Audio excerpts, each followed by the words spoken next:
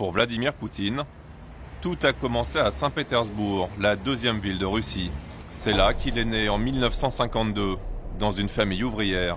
Dans les années 70, il entame une carrière au KGB, les services secrets de l'URSS. Une élite qui va s'emparer des meilleurs postes après la chute du rideau de fer. 1991, le système soviétique implose. Vladimir Poutine devient le bras droit du maire de Saint-Pétersbourg. Pour la première fois, il se retrouve mêlé au monde des affaires. Ambiance gros contrat et millions de dollars. Pour découvrir ce qui s'est joué à l'époque, il faut s'enfoncer dans la Russie profonde, à des centaines de kilomètres de Saint-Pétersbourg. C'est ici que s'était réfugiée une ennemie intime de Vladimir Poutine. Conseillère municipale de Saint-Pétersbourg, Marina Salier est morte au printemps 2012. C'est sa sœur qui nous reçoit. Marina Salier, la femme qui a failli faire tomber Vladimir Poutine dès son entrée en politique. Jeune élue, elle soupçonne l'adjoint Poutine de profiter de son poste pour s'enrichir. À l'époque, l'URSS vient de disparaître. Le pouvoir est passé de Gorbatchev à Yeltsin. Le pays est désorganisé. Saint-Pétersbourg frôle la pénurie alimentaire. La mission de l'adjoint Poutine, remplir les épiceries. Pour cela, il va proposer à des entreprises étrangères un troc à grande échelle, matières premières russes contre nourriture venue de l'Ouest. Bois, pétrole, métaux contre farine, huile et viande. Problème, en déclenchant une enquête municipale sur ce système, Marina Salier découvre que parfois les matières premières russes n'étaient pas échangées mais vendues, et l'argent empoché par des responsables de la mairie. Du dossier original d'accusation, il ne reste aujourd'hui qu'un seul exemplaire tapé à la machine.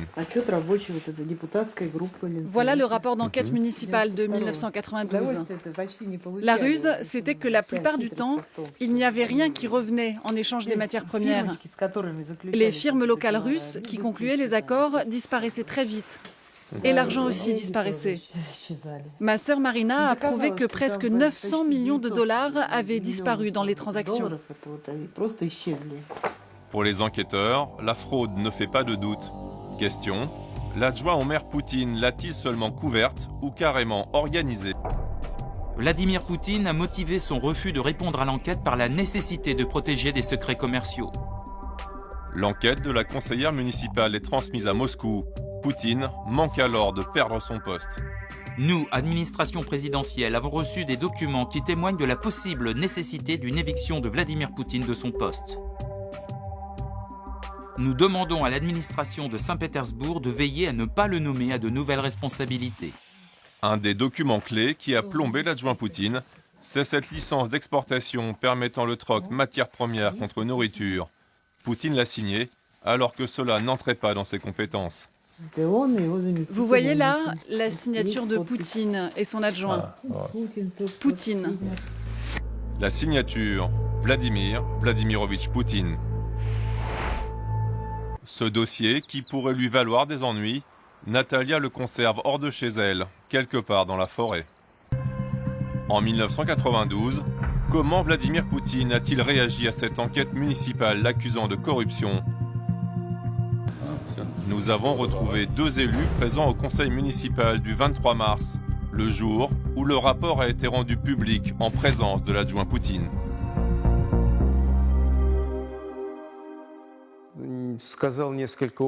Poutine a dit que rien n'était prouvé, que tout était douteux, qu'au contraire ils avaient très bien travaillé et que si des lois avaient été enfreintes, s'ils étaient allés au-delà des limites de leurs compétences, ce n'était pas avec des buts personnels, mais pour le bien de la ville. À l'époque, les élus d'opposition n'en croient pas un mot. Ils transmettent le dossier à la justice, mais là, surprise, aucune enquête n'est ouverte. La justice aurait pu ouvrir une enquête sur ce schéma de corruption. Mais pour cela, il aurait fallu qu'on la laisse travailler. Et à mon avis, clairement, on ne l'a pas laissé faire. Le système faisait que la décision d'enquêter ne pouvait venir que du pouvoir, donc dans ce cas du maire, ou de Poutine lui-même. Y a-t-il eu des ordres? L'affaire, en tout cas, sera enterrée, jusqu'en 2000. Cette année-là, Vladimir Poutine est candidat à l'élection présidentielle.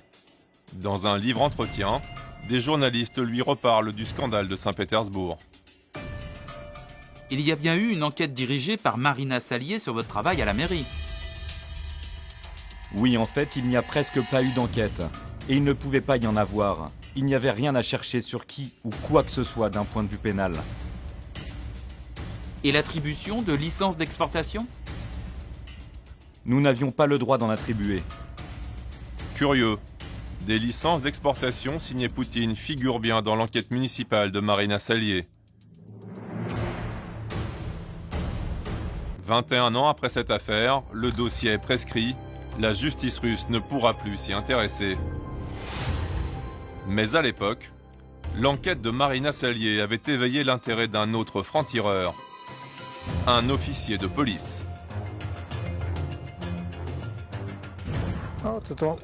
Voici ma carte de policier de l'époque, du comité d'enquête.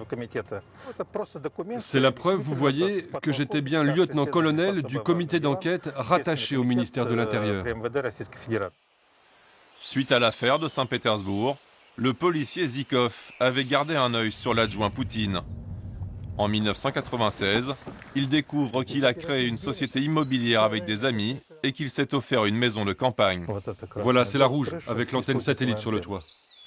Une belle propriété, avec ses dépendances et un accès direct au lac. En 2000, alors candidat à la présidentielle, Poutine reconnaissait dans sa déclaration de patrimoine posséder cette grosse propriété. Trop belle pour les maigres revenus d'un simple adjoint au maire dans la Russie des années 90. En tant qu'adjoint au maire, Poutine gagnait au mieux 400 $ par mois. Et à l'époque, il y avait une inflation terrible. C'était très compliqué de survivre avec cette somme, surtout avec une famille. Ce genre de maison, ça vaut des centaines de milliers de dollars. Et nous, à la police, on s'est toujours demandé comment il avait trouvé l'argent pour se la payer. En enquêtant, le policier et ses collègues découvrent qu'en marge de son travail d'adjoint au maire, Poutine s'est discrètement lancé dans les affaires. On a découvert qu'il était co-créateur ou co-gérant d'une quinzaine ou d'une vingtaine d'entreprises. Mais cela n'apparaissait pas publiquement. Officiellement, Poutine n'avait pas d'autre revenu que son salaire d'adjoint au maire.